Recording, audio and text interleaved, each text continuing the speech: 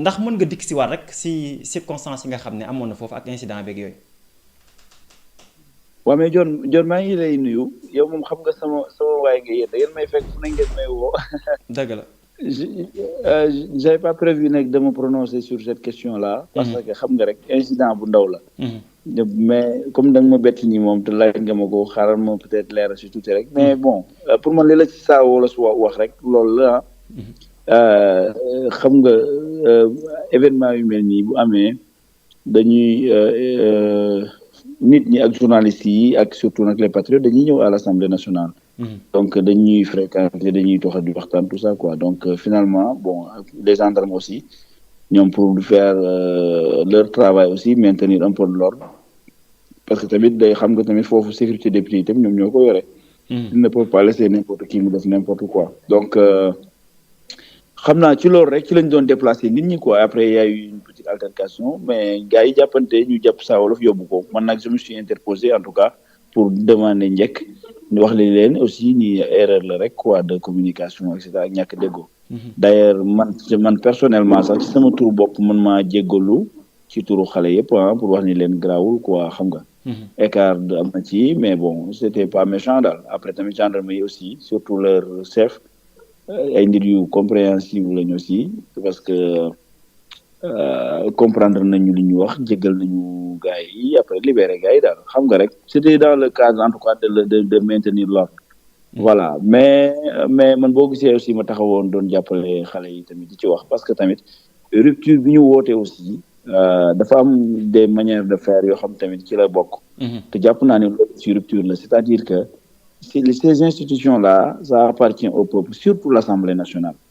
Et c'est très normal que quand les représentants du peuple sont là aussi le peuple soit derrière de temps en temps qui soit à l'intérieur xam nga c'est vrai il faut maintenir l'ordre mais man je trouve que yenn brutalité yi ak yenn kii jaru ko daal parce que on doit être très très proche de la population.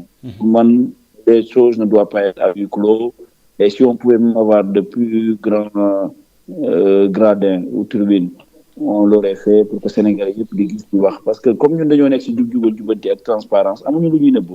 donc les journalistes le peuple ceux qui veulent regarder pour man on doit tout faire pour les mettre à l'aise c'est vrai que nag parfois quantité bi bëgg a seetaan nit ñi ak place yi duñu xaj duñu mat peut-être loolooy tax tamit ñuy kii mais daal man je suis pour que les gens la population le peuple xam ne c'est la maison du peuple que les gens soient à l'aise là-bas que la population le Sénégalais lambda puisse rentrer demander le bureau de Abdou Lahad Ndiaye xool gis son député discuter ak moom wax ko ses problèmes et cetera. xam nga man dama bëgg en tout cas ñu gën a impliquer la population d'ailleurs moo tax sax man quand j'ai mis en place mon site internet j'ai mis là-bas un lien pour que n'importe qui puisse prendre une audience avec moi ne serait-ce qu'une demi-heure par jour. Je l'ai configuré comme ça. Donc, si tu vas sur mon site internet, lahadjai.com, tu peux prendre une audience et discuter avec moi. Et en général, j'ai des gens, je ne les connais même pas, ils sont même pas issus de mon département, mais ils me parlent de leurs problèmes. Et on les écoute et on les explique surtout par rapport à des informations, par rapport aux actes que le gouvernement est en train de prendre, par rapport aux efforts que le gouvernement est en train de faire. Et surtout par rapport à leur donnant des données beaucoup plus claires sur leur secteur. Récemment, il y a quelqu'un qui m'avait interpellé, qui me parlait de la situation des travailleurs, je pense que c'était de la Poste, ou même il y en a un autre qui parlait des câbles, quelqu'un qui a travaillé à Sénégal numérique, qui avait beaucoup travaillé sur le branchement de la fibre optique au niveau du Sénégal, etc. D'accord. Et puis, je lui ai expliqué beaucoup de projets qui sont en cours, peut-être, qui nous permettent de reprendre. Donc, pour moi, tout ça, c'est des fenêtres qu'on doit ouvrir à la population, soit directement au niveau de l'Assemblée nationale, soit au niveau de nos plateformes. Mais en tout cas, il va falloir que, avec la situation actuelle, tout le monde doit faire des efforts. Tout le monde, les Sénégalais lambda, tout le monde. Et puisqu'on demande à tout le monde de faire des efforts, et tout le monde doit être au courant de tout et savoir tout. Et donc voilà, le président de l'Assemblée nationale, El Malik, a cette nouvelle approche d'être au plus près des populations. D'ailleurs, il y a des projets qui vont concrétiser cela. comme par exemple la mise en place de la télé parlementaire, de l'Assemblée nationale, de la télévision, et comme aussi la mise en place peut-être d'un site internet boo xam ne tu peux interpeller ton député waxtaan ak moom quoi. donc voilà loolu daal la woon donc ñoo ngi jégalu vraiment bu baax a baax. jërëjëf honorable jërëjëf comme yëf yi mujjee na ma ne comme yëf yi mujjee na si jàmm rek alhamdulilah rabbi alamin.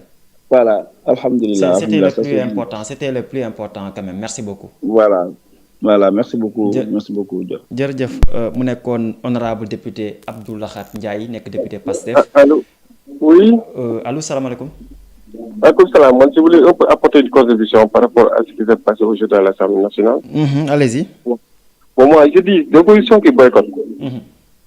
En vertu du parallélisme des formes, ils n'ont qu'à boycotter le salaire aussi. Pourquoi ils ne boycottent pas? Ils vont à la caisse et ils boycottent les hémicycles. Pourquoi?